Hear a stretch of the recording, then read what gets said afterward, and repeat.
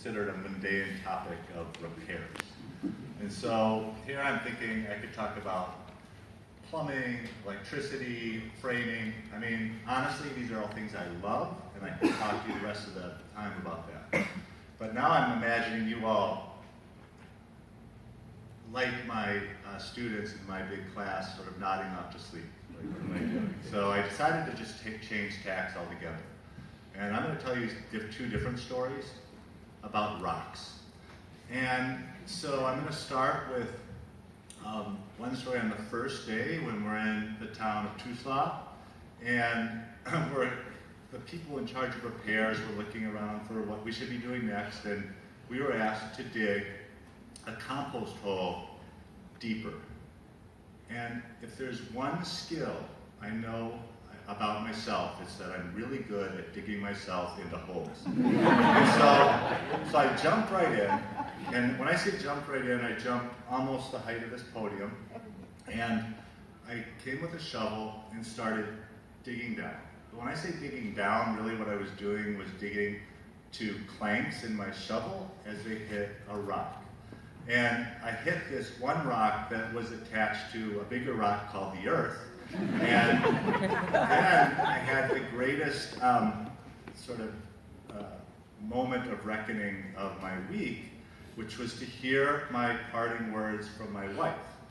Make good choices. And then I made a good choice, and I hopped out of that hole.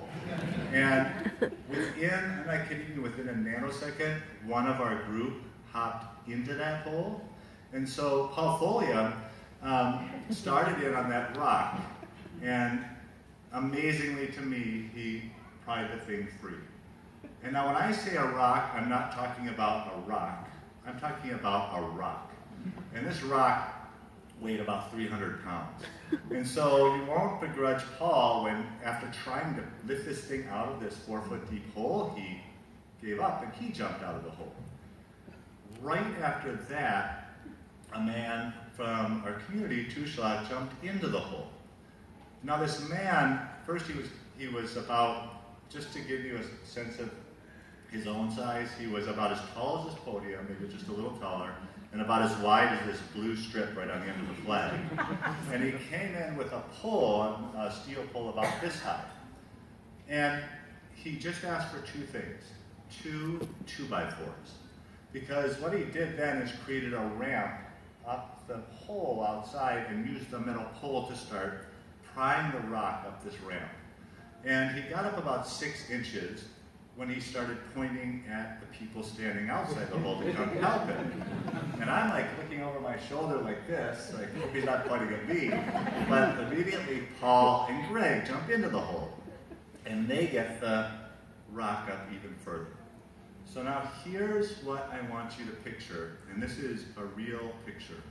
And when I say I want you all, I don't want Jane to look at this picture, and I probably don't want Doug to look at this picture either. But here's what I'm looking at. I am looking at 6 legs under a 300-pound rock that is about 3 feet under the ground on 2 2x4s, one of which is bending and has already started to fray under the weight. Now, in my mind, I'm imagining what I think is impossible, which is Jane just fuming mad as she's looking at the scene. And I'm saying in my, scientific kind of understated voice, I say, guys, you are breaking every worker safety law on the face of the earth. But they kept going, and eventually this rock, amazingly, hindsight's 20/20, but amazingly, and for the good of this hole, the rock came out. And what it represented to me was this formation of a team that included a person from our community, the community we were in, who motivated the whole effort, and our group that were able to work together to get this rock out and make the compost pile just a little bit deeper. Okay, so I'm going from one rock now to many rocks. And so this is on the last day of our trip, and it was raining. We're kind of looking for what we should be doing next, and I'm talking to Jane, and Jane says to me, Marta, she wants to rebuild the rock pile on the chew. And so first, I need to tell you what a chew is, and at some point, there's a picture that comes up, but it doesn't quite do it justice. A chew is a structure that is traditionally made of mud and is in every home in our community, including at the Casa Modernas that Cure Americas runs. And so just to describe what a chew looks like, imagine a small backpacking tent, like very small, and its function is like a sauna. That's the closest equivalent, but it's used for bathing in communities that have almost no running water. So now, when I say it's like a sauna, there are three differences. One is that in this tiny tent-like structure, well, the maximum number of people I was in there with is about 7 huddled together. And then, unlike the sauna that you might use at the Y, it has no temperature thermometer. And so when I first learned about the chew, Jane was our group's thermometer, and I wondered what the maximum temperature was on the thermometer when I was watching sweat not condensing on my skin, but actually enjoying the steam that was coming off the sauna. And then another difference is if you're like me, a Minnesotan or Wisconsinite or Canadian, the sauna was not perched on the edge of a cool lake, so it was just a different experience. But so when Jane said, oh, we need to gather rocks to rebuild the kind of stone pile that gets heated on the chew, I said, great, there's rocks all around me. Like within the area of this room, there's 5,000 rocks just sitting on the landscape. I said, oh, I'll grab those rocks.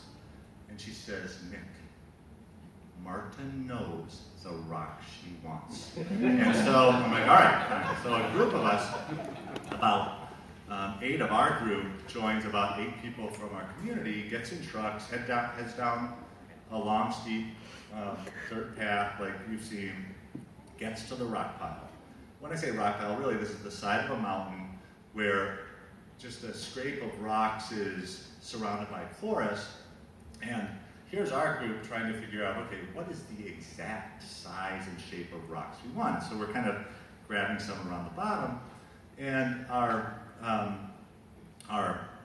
the team that was from the community scrambles up this slope. When I say up the slope, this is like, I can't imagine a steeper slope on a road in Raleigh. I sort of envision it like when I last hiked the side of Half Dome. So it's very steep. They scramble 50 feet above us and start hurling rocks down. And so what I kind of envision is this is something like a video game. If you're old like me, it's a game like Asteroids, but maybe for most of you who are younger, you think of Angry Birds, where rocks are like coming down the slope, just tumbling down, and we're on the road, like, oh God, I gotta avoid this thing. So anyway, we eventually, without incident, get the rocks, load them in the trucks, come back to the Casa Moderna, and cutting to the key part of the story, I'll say there's a picture in there where we're all lined up in a relay, just passing rocks down, and that was after we were kind of carrying them one by one to where they were walked, and our host said, no, line up, you guys are just wasting our time, go.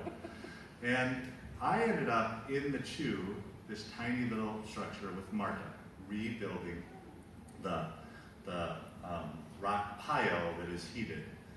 And so as we're doing that, people from our group are carrying bags of rock, and as we're in between, we're chatting. And so, it's kind of back and forth, like she's asking where I'm from, what I do, and when I say I'm from North Carolina, she says, oh, I have a brother in North Carolina.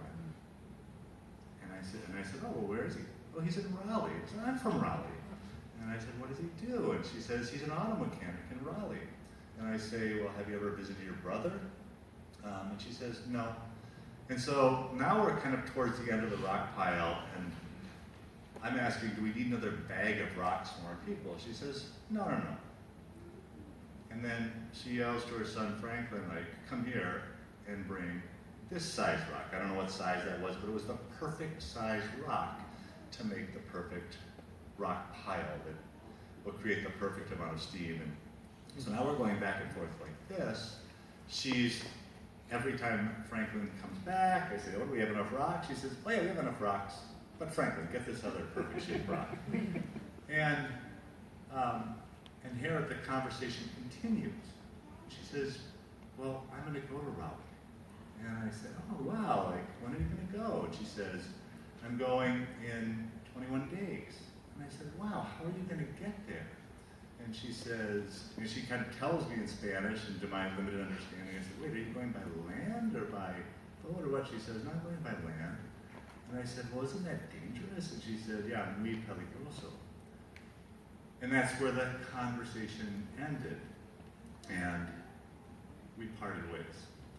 But when I kind of come back in closing, I'll just say that first, my main message is that these kind of simple stories of the rocks represent something bigger to me, where it was Cure America is bringing our community together with their community in both communities that